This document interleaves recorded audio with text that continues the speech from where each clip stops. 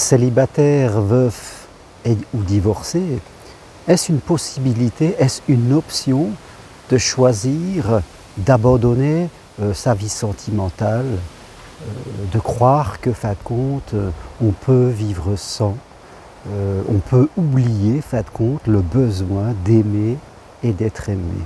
C'est une question qui se pose chez beaucoup de personnes, car la peur de souffrir, souvent, les domine et ils sont souvent dans l'évitement, dans l'ambivalence entre vouloir encore avoir une vie sentimentale riche et pleine, y croire, et fin de compte, abandonner totalement l'idée que l'on peut vivre sans cela. Je crois qu'il faut faire attention.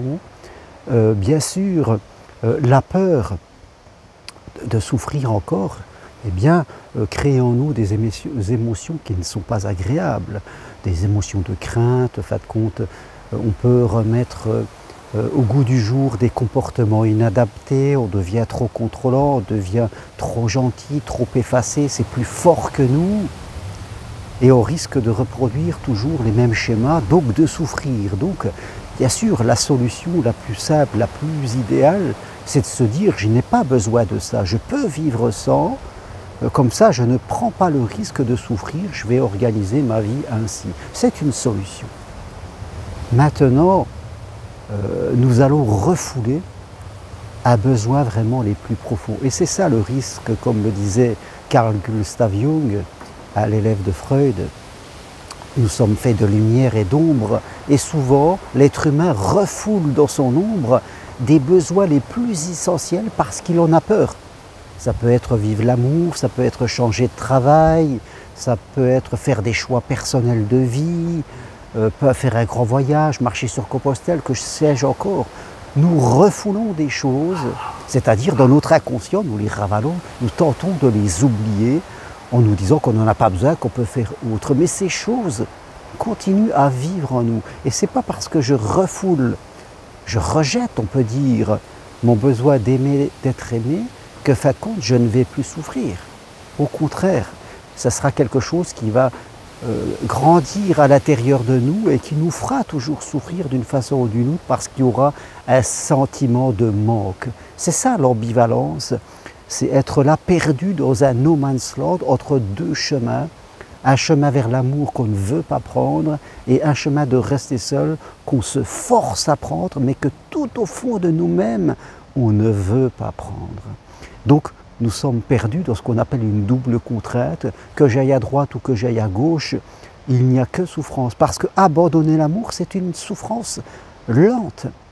Et plus nous vieillissons, et plus elle devient présente, parce que c'est contre nature. Nous sommes en train de combattre les besoins les plus essentiels de notre âme, et ça c'est très difficile, croyez-moi.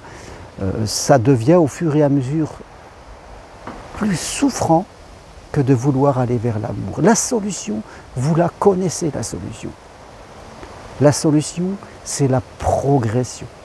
La solution, c'est d'investir sur soi de toutes les façons possibles, de prendre conscience de ses blessures, peut-être de ses comportements inadaptés. C'est de choisir de progresser, de mieux connaître son identité, de mieux communiquer, de mieux savoir ce que l'on veut, de mieux connaître quelle serait ma bonne personne. Oui, la progression, l'évolution est la solution à cette, je dirais, errance intellectuelle. Abandonner l'amour n'est pas la solution.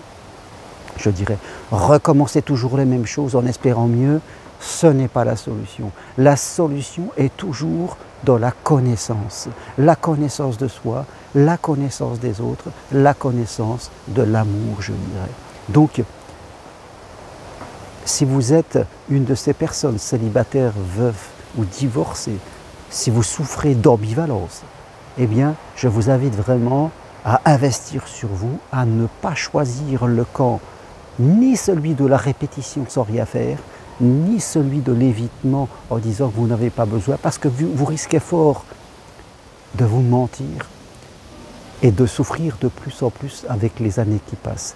Investissez sur vous, choisissez la voie de la progression, c'est la seule voie qui vaille, et qui vous permettra d'être plus vous-même et d'attirer à vous ce que vous désirez vraiment. Voilà ce que je voulais partager avec vous aujourd'hui. Et si vous souhaitez aller plus loin, vous pouvez choisir mon programme En route vers l'amour en 4 séances, possibles de chez vous à distance en visio-coaching.